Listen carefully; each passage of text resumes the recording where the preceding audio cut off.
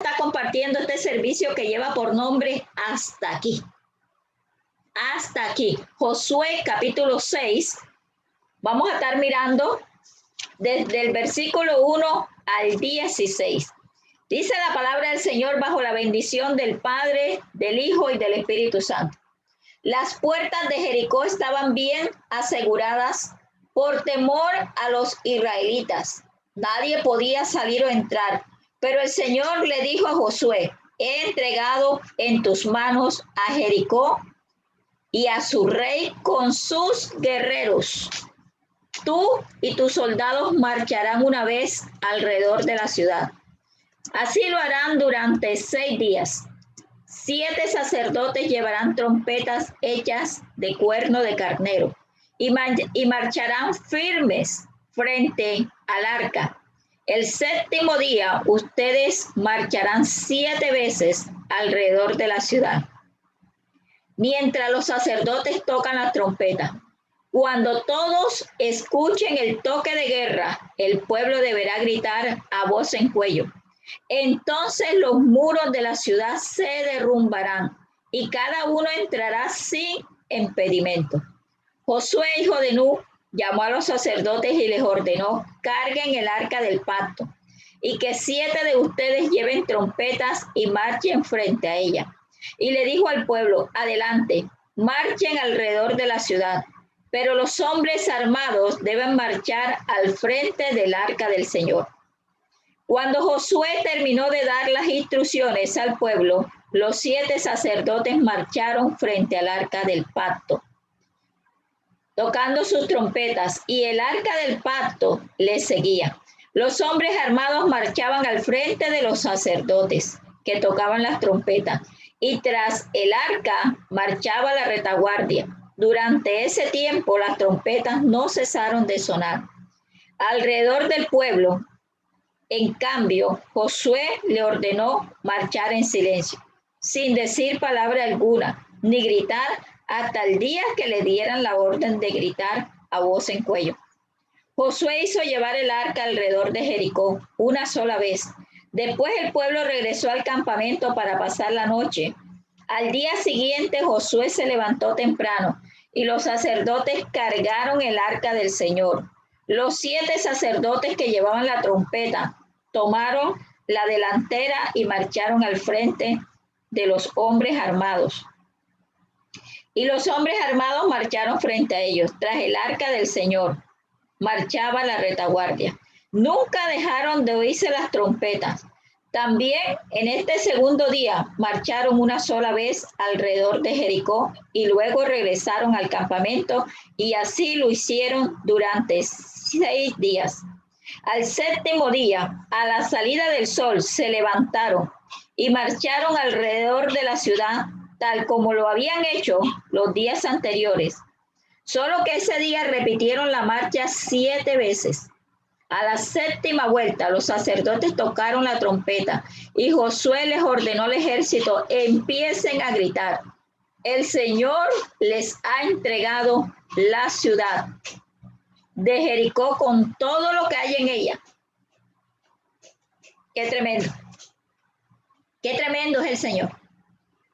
Dios te ha llamado para grandes conquistas. Dios te ha llamado para cosas extraordinarias. Pero ¿cuántas veces te has sentido vencido, vencida? Cuando lo que necesitas es continuar. ¿Cuántas luchas te han dejado cansada, cansado? ¿Cuántas luchas?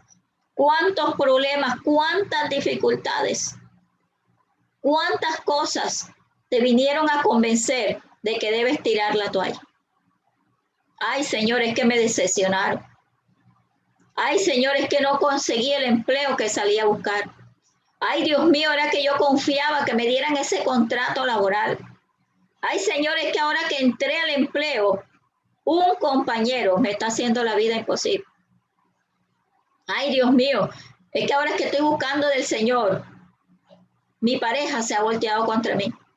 Ay, Dios mío, ahora que estoy ofrendando y diezmando, el dinero menos me alcanza. ¿Cuántas cosas te han salido al camino? ¿Cuántas luchas te han quitado la fuerza? y te han hecho creer, porque me decía el Señor, el enemigo les ha colocado en su mente, no vale la pena continuar. Y quiero decirte que vale más la pena de lo que tú te estás imaginando. Quiero decirte en este día que Dios vino a traer la posibilidad a tus imposibles, que Dios te vino a dar lo que el Señor ha tenido guardado para este tiempo. Mire, los planes de Dios son extraños. Ellos esperaban, tal vez que cuando salió al paso de ellos, la ciudad murallada de Jericó, tal vez ellos esperaban, era que el Señor le dijera, manden a los guerreros para que se vuelen la ciudad, para que entren, para que rompan las puertas, para que vayan y conquisten esa ciudad. Mire, hay cosas que nosotros tenemos que entender que se van a hacer es con el poder de Dios, porque el poder de Dios es el que destruye las puertas de bronce y hace pedazos los cerrojos de hierro. Hay una clase de oposición que humanamente no se puede vencer, ni si ayunas.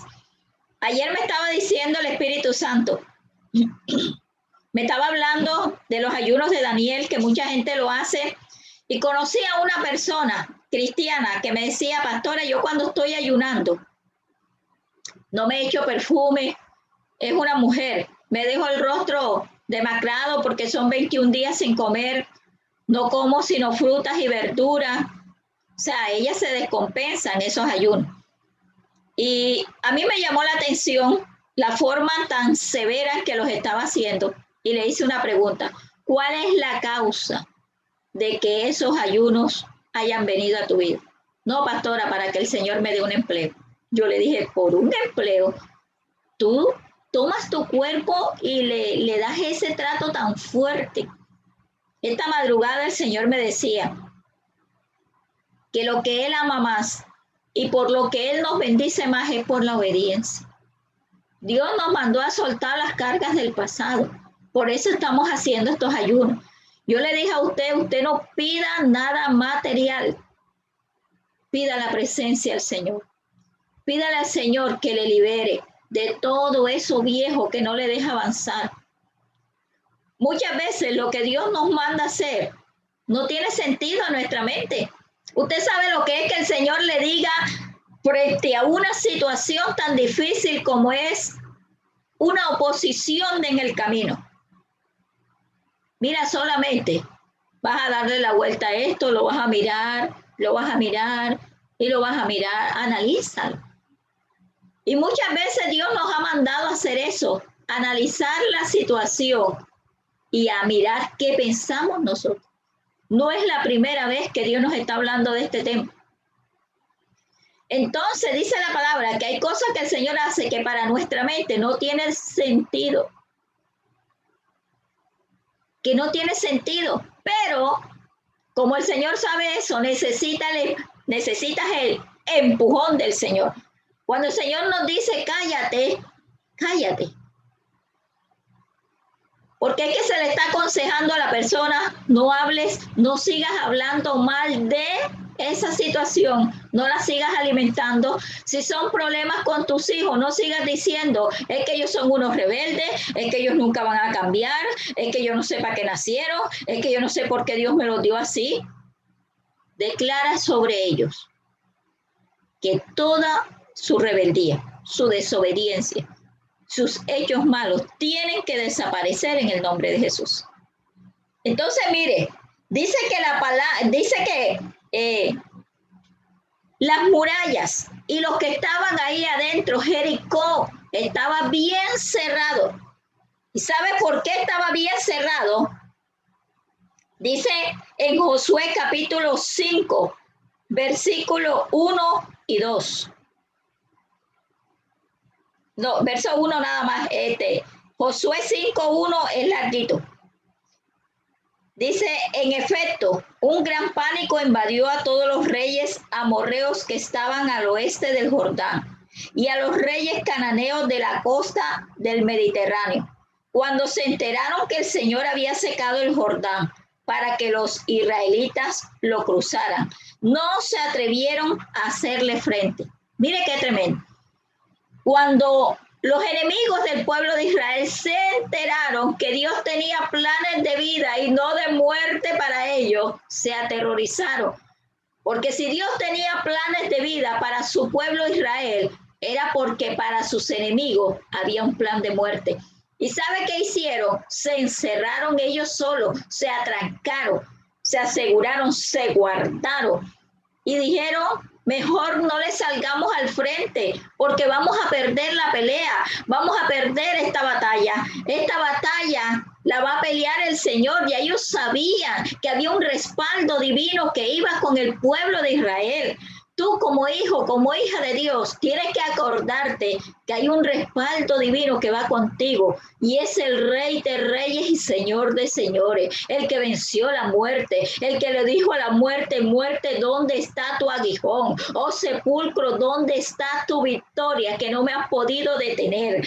Aquel que bajó al mismo infierno y dice la palabra que le quitó el acta de los decretos que Satanás tenía contra nosotros, la arrancó de sus manos y la clavó en el sacrificio que él hizo en la cruz del Calvario y dio por testimonio que éramos libres de ese pago por el causa de nuestros pecados. En su nombre nos dio libertad, en su nombre nos dio vida eterna, en su nombre nos dio gozo, en su nombre nos dio alegría, en su nombre nos revivió. Dice la palabra que somos resucitados juntamente con Cristo.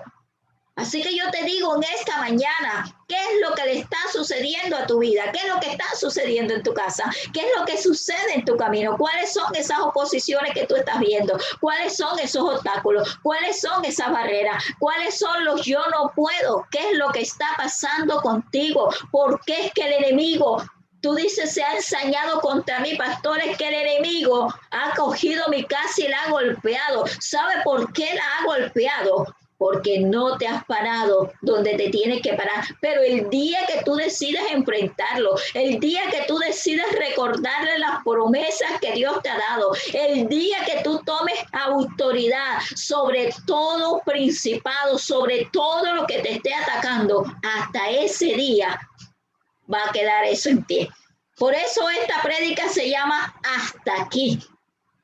Muchas veces pensamos que lo que tenemos que detenernos son nosotros. Tal vez cuando el pueblo de Israel iba camino y habían cruzado el Jordán, iba camino para entrar a la tierra prometida, le salió otra ciudad al frente, una ciudad murallada. Dice que tenían doble muro, que estaban protegidos. Ellos sabían que el pueblo de Israel llevaba la victoria. Nosotros nacimos para ser victoriosos en Cristo Jesús. Nosotros fuimos creados por nuestro Padre Celestial para tener victoria sobre todo, para tener poder, dominio y control sobre todas las cosas de la tierra. El Señor nos creó para grandes cosas. Él no nos creó para estar asustados, para estar detrás de una puerta llorando, para estar declarando las cosas que no son. Dice, declara las cosas que no son como si fuera. Si la situación se te ha puesto tan difícil, dile a tu situación, hoy háblale, dile, ¿sabes qué? Tú no me vas a atormentar más, tú no me vas a angustiar más, tú no me vas a afligir más, tú no me vas a desesperar más. Y les pido que sigan orando porque la luz está espabilando y no queremos perder este tema en el nombre poderoso de Jesús. Las decisiones que se toman cuando uno se siente que no puede más, ¿cuáles son? Dios vino a darte el empujón y hará que las puertas de tu destino se abran en el nombre poderoso de Jesús.